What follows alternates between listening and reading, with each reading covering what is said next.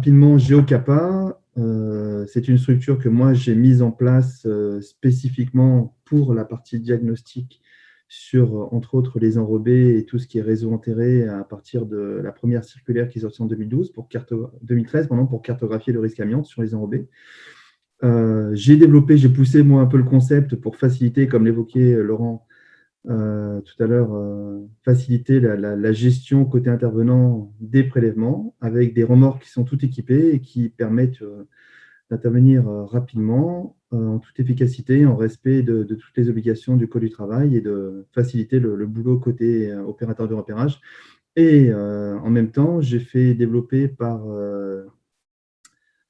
Arobise et Sogexpert une solution de cartographie qui se rapproche un petit peu d'un SIG qui permet de cartographier les résultats et d'avoir en temps réel et de façon dynamique, comme vous le voyez un petit peu sur la vignette qui est en bas à droite, les résultats. Donc, rapidement, un marqueur vert signifie qu'au niveau des résultats, il n'y a ni amiante ni HAP dans les résultats.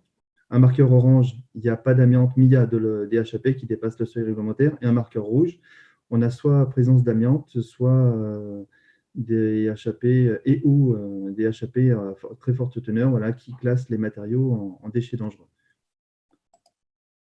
Donc rapidement, ça a été abordé tout à l'heure. L'image que j'ai voulu intégrer là, c'est que la partie réglementaire, on va la survoler rapidement, qui concerne ces interventions spécifiquement aujourd'hui, elle est relativement complexe. Donc je vais faire défiler les textes pour vous montrer un petit peu. La liste n'est pas exhaustive en fait, mais elle est quasi exhaustive sur tous les textes qui impactent les interventions des opérateurs de repérage et les obligations côté de Nordor. Donc, je les ai regroupés par thème, en fait. Le côté, en fait, obligation de repérage, ça a été abordé donc, par Alexandre et par les autres intervenants lors de la table ronde, ont été formalisés par un décret qui date de 2017.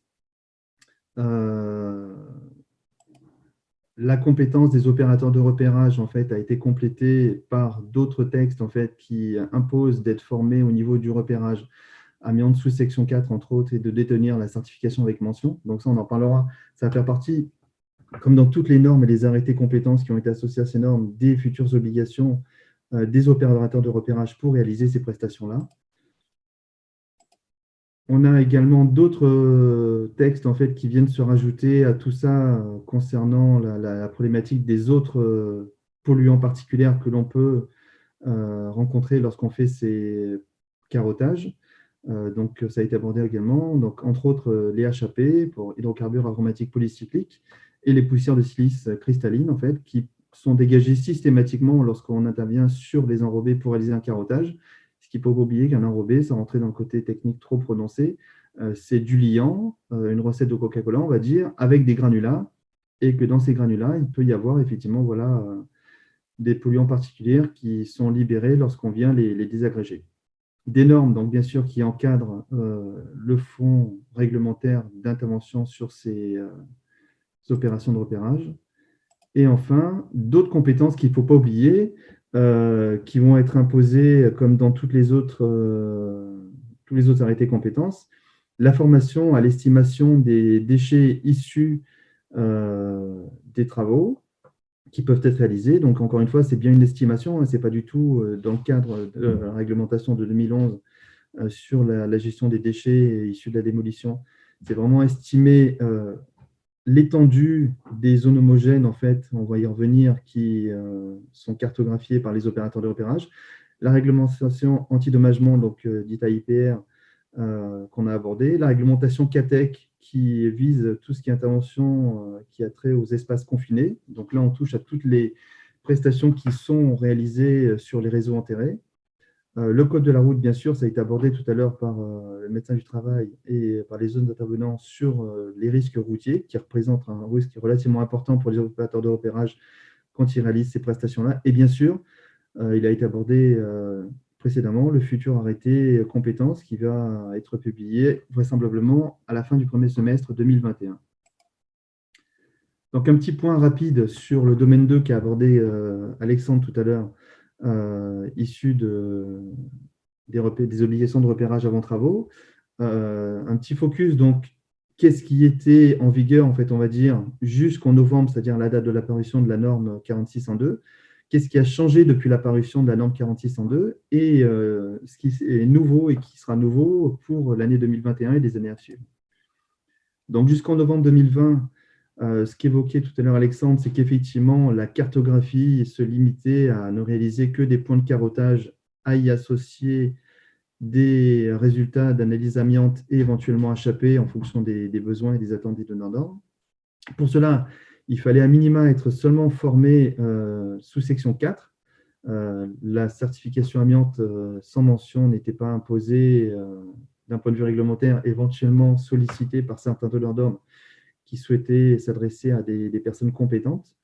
La formation, bien sûr, pour gérer les DT des ICT, donc la formation IPR, la formation CATEC, donc que j'abordais, et l'aspect qu'on évoquera après, c'est que la partie analytique, comme elle était issue des matériaux historiquement, comme l'a abordé aussi Alexandre, liés au bâtiment, reposait sur un arrêté qui était sorti en 2003 et qui ne conduisait qu'à des analyses principalement sur le liant et pas du tout sur les granulats.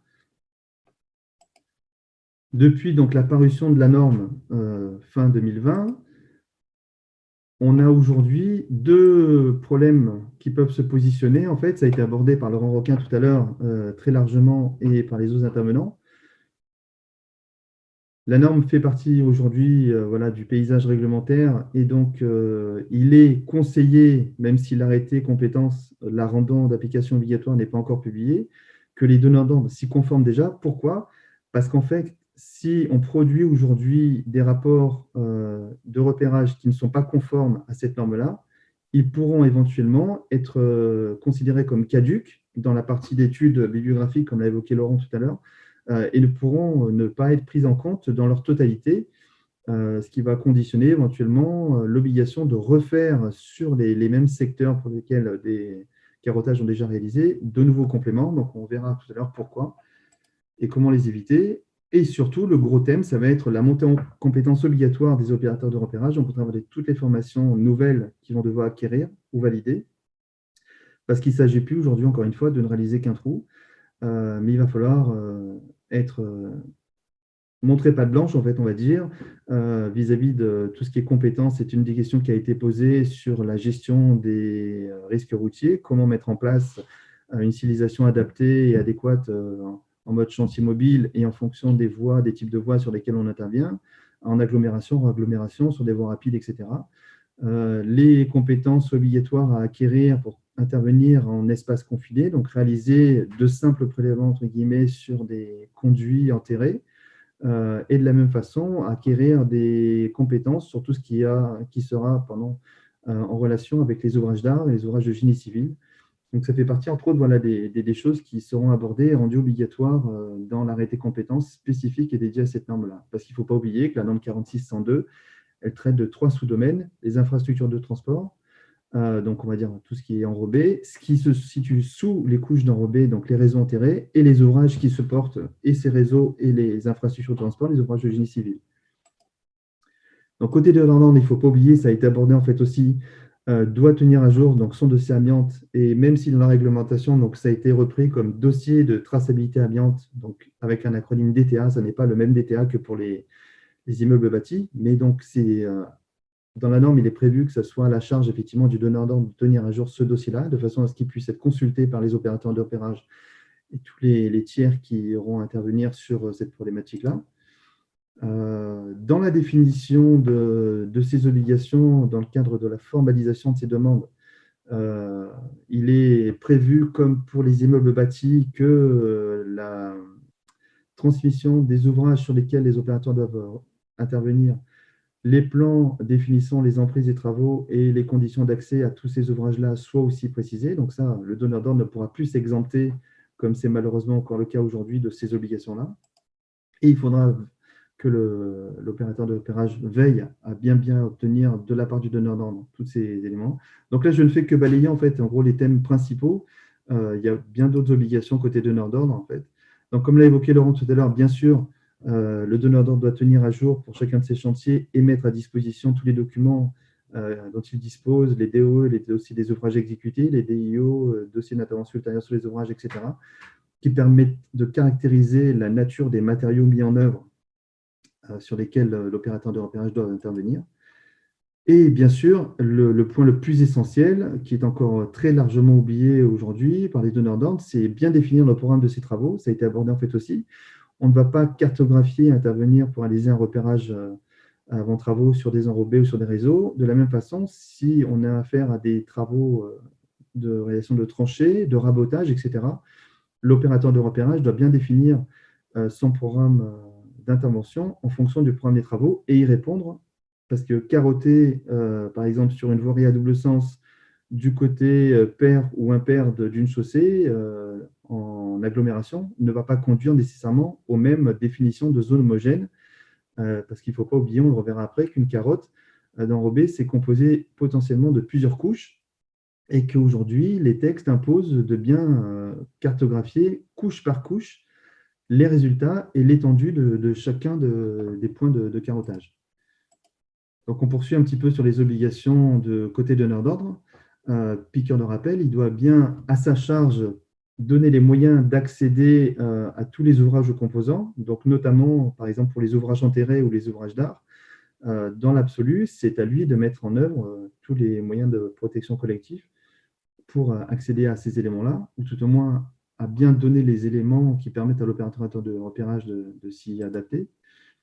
Il ne doit surtout pas imposer la méthode de repérage. Donc, on trouve encore aujourd'hui, ça a été abordé aussi tout à l'heure par Alexandre, encore une fois, on a des us et coutumes au niveau des méthodes de commande des diagnostics qui sont un petit peu archaïques. Et les donneurs d'ordre ont encore l'habitude de dire moi, je veux des carottages à tel et tel endroit, et j'en veux tant, et tous les temps de mètres linéaires ou de mètres carrés. Donc, ça ne sera plus, ça n'est plus possible au travers des obligations de la norme. Et bien sûr, il n'a pas du tout l'autorisation de définir le nombre de points de prélèvement maxi à réaliser et il ne doit pas forfaitiser le nombre de sondages et d'analyses pour obtenir les résultats et permettre à l'opérateur de repérage de proposer un rapport qui soit exhaustif et conforme aux obligations de la norme et à ses attentes. Côté opérateur de repérage, là encore une fois, ce n'est pas exhaustif. Il doit donc vérifier la partie documentaire qui lui est transmise et essayer d'obtenir le maximum d'informations pour ne pas refaire ad vitam aeternam, encore une fois, ça a été abordé à plusieurs reprises, des carottages dont l'étendue ne serait pas utile. On ne doit pas non plus multiplier dans sur une voirie, par exemple, qui est revêtue de plein de pastilles d'enrobés. Justement, cette étude documentaire peut permettre de simplifier ou d'homogénéiser les zones homogène à cartographier de façon à ne pas multiplier à outrance le nombre de points de prélèvement à chaque fois qu'on a une pastille de 20 cm² qui va être rencontrée. Donc, la partie analytique et documentaire est très importante à ce niveau-là. Les échanges avec le donneur d'ordre aussi.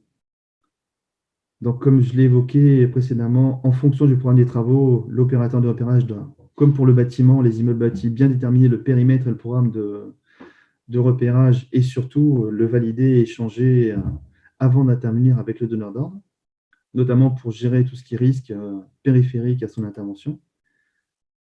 Il doit formaliser tout ça au travers d'un plan d'intervention qui prenne en compte la totalité des risques, encore une fois, auxquels il peut être exposé, mais auxquels il peut exposer en fait aussi l'environnement. Pas oublier que faire un carottage et laisser se dégager un nuage de poussière de silice, je prendrai comme image ce que tout le monde a déjà rencontré en plein centre-ville, des entreprises qui utilisent des disqueuses pour découper des trottoirs ou des chaussées, qui ne font absolument aucun abattage de poussière ni aucune aspiration à ce niveau-là. Vous voyez très bien le nuage que ça peut produire. Ben voilà. Réaliser des carottages à une échelle moindre, mais de façon beaucoup plus répétée, ça peut conduire à dégager le même type de nuage. Donc, on peut avoir une pollution résiduelle a posteriori qu'il faut aussi maîtriser et encadrer. En fait. Donc, tout ça, ça rejoint les obligations de monter en compétence des opérateurs de repérage. Et c'est une des questions qui a été posée tout à l'heure par Christian B. En fait, bien adapter son matériel et utiliser du matériel spécifique pour réaliser ces prestations-là.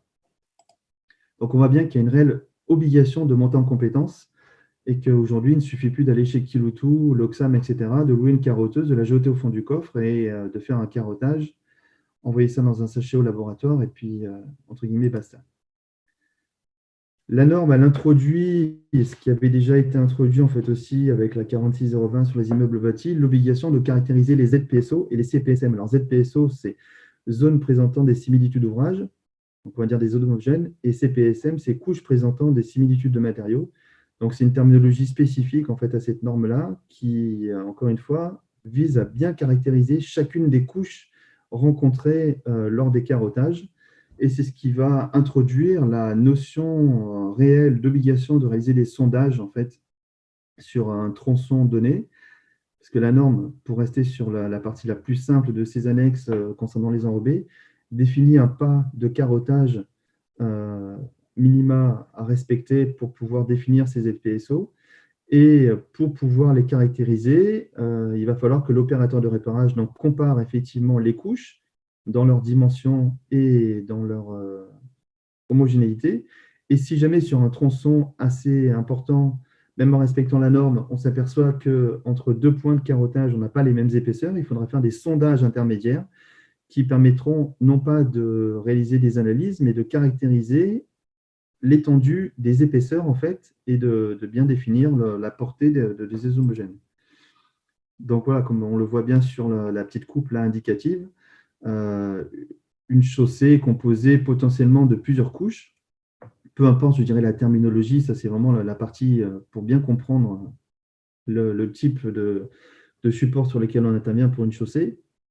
Et on voit bien que les épaisseurs de couches peuvent varier en fonction de la morphologie du terrain, des reprises. Est-ce qu'on a rechargé les couches supérieures?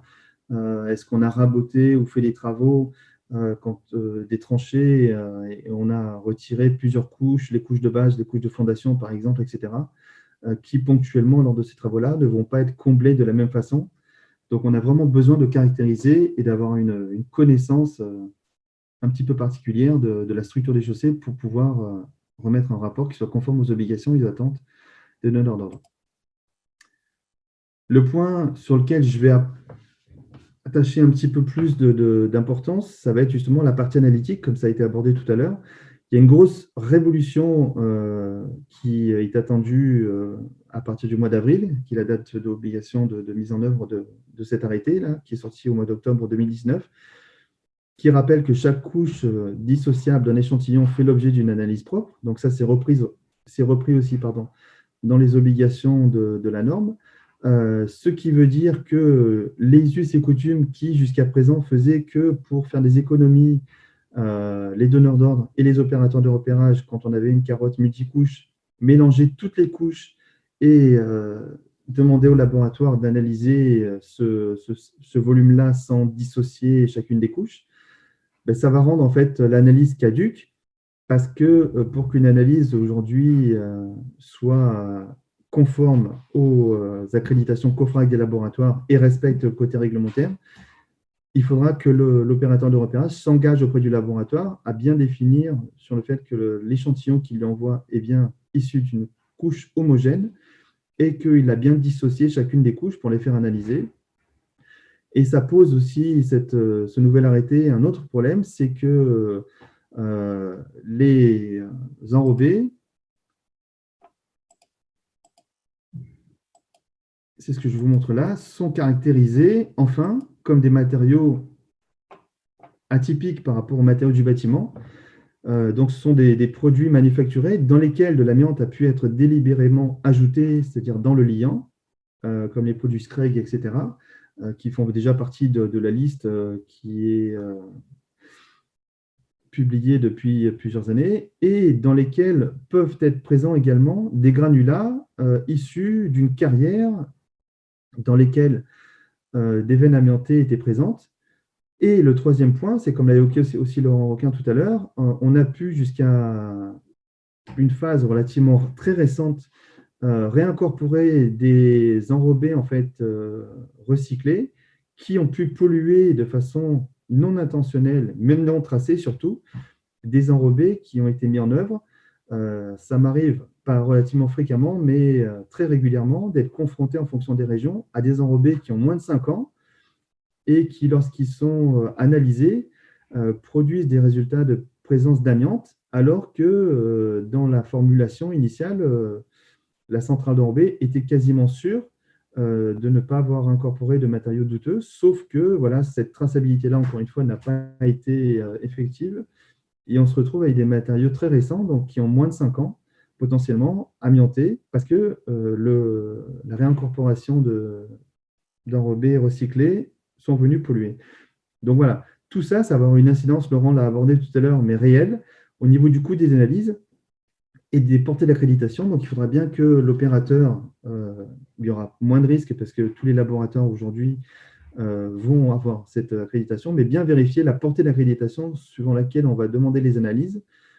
Surtout, si on souhaite être conforme, il faudra bien faire comprendre à son donneur d'ordre qu'il va devoir payer le coût de l'analyse sur le liant, mais également le coût d'analyse sur les granulats, ce qui va en gros multiplier par 5 à 6 le coût d'une analyse telle qu'on pouvait la concevoir en version 2020 et avant cette obligation réglementaire. Donc là, il y a un gros travail d'éducation et de sensibilisation à faire des opérateurs de repérage qui veulent se spécialiser dans cette problématique-là vers leurs donneurs d'ordre pour bien leur expliquer que si jamais ils souhaitent avoir des analyses conformes, COFRAC et qui correspondent à l'aspect réglementaire, il faudra faire analyser et l'amiante, rechercher l'amiante dans le liant et dans les granulats, sous peine de ne pas avoir de rapport qui soit exhaustif et qui permettent une analyse des risques complète.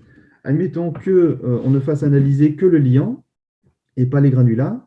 L'opérateur de repérage devra le préciser clairement dans son rapport et presque éditer un pré-rapport pour bien attirer l'attention sur le fait que l'analyse des risques n'est pas exhaustive et que l'utilisation de ce rapport-là ne permettra pas de se positionner réellement vis-à-vis du risque amiante. Donc ça, c'est une grosse problématique qui est passée un peu au travers de toutes les réflexions des donneurs d'ordre et des opérateurs de repérage, parce que les opérateurs de repérage, encore aujourd'hui, qui lancent des consultations ou des marchés, n'intègrent absolument pas cette problématique-là et rendent de fait caduque en fait leur demande. Donc il y a un gros échange de communication à prévoir là-dessus. Les prochaines avancées donc, pour 2021, comme on l'a rappelé, c'est à la fin du premier semestre, a priori, la publication par la DGT de l'arrêté compétences. Et enfin, la publication au travers des guides de l'étendue des formations obligatoires et montées en compétences des opérateurs de repérage et de donneurs d'ordre qui est attendue. Et comme une question a été posée tout à l'heure, la publication des guides, moi je fais partie encore une fois, j'ai travaillé sur la rédaction de la norme 4602 avec Protis et je fais encore partie des groupes de travail qui visent à la rédaction de ce guide-là. A priori, la publication de ces guides-là n'est pas prévue avant la deuxième partie de l'année 2021. Alors, une grave bitume peut être amiantée alors que la couche de roulement peut être saine. Alors, encore une fois, par rapport à tous ces aspects techniques, moi, je ne fais que me réfugier, entre guillemets, derrière, et c'est ce que je préconise, derrière les obligations de la réglementation. Tant qu'on n'a pas les résultats d'analyse ou alors des éléments issus de dossiers d'ouvrages exécutés qui nous indiquent quelle est la composition des matériaux, tant qu'on n'a pas fait appel à des analyses, en fait, on ne peut pas avoir de position systématique par rapport à ça. Donc oui, c'est possible, et encore une fois, ça peut déroger à certaines croyances du monde du TP, en fait. Parce que justement, dans la formulation et la réalisation des matériaux, on a pu incorporer des agrégats sans que ça soit maîtrisé complètement au niveau de leur recyclage. Donc la réponse, c'est potentiellement, ça peut exister. Alors, une autre question que je peux te poser, le temps que les guides d'application des normes sont prévus pour quand, Thierry? Donc moi, comme je l'ai indiqué à la fin, je travaille et je fais partie des groupes de travail encore qui visent à cette rédaction-là. Comme ça fait appel à des donneurs d'ordre de plusieurs catégories, aussi bien côté donneur d'ordre que côté opérateur de repérage, et qu'il faut arriver à synthétiser les disponibilités de chacun, on travaille, voilà, comme c'est la mode aujourd'hui, en visioconférence très régulièrement, en moyenne une fois par mois. Donc, a priori, ils ne seront pas finalisés avant la fin de l'année 2021. D'accord. Et après, la grosse question aujourd'hui qui n'a pas été tranchée, ce sera comment arriver à les rendre accessibles à tout le monde parce que sans faire de procès d'intention à l'AFNOR, si on passe par l'AFNOR, en fait, il y aura un coût. Et ce qu'on souhaite au niveau des groupes de travail, c'est les rendre accessibles sans qu'ils aient à être achetés, pour que justement, ils servent vraiment. Donc aujourd'hui, voilà, on n'a pas encore validé ce mode de diffusion, mais essentiellement, ces guides seront rendus accessibles sans avoir l'obligation de les acheter comme des guides d'application peuvent l'être aujourd'hui sur l'AFNOR, en fait. Merci beaucoup à toi pour cette intervention très claire qui a Merci. permis de rebalayer tous les sujets. C'est un grand plaisir de t'avoir avec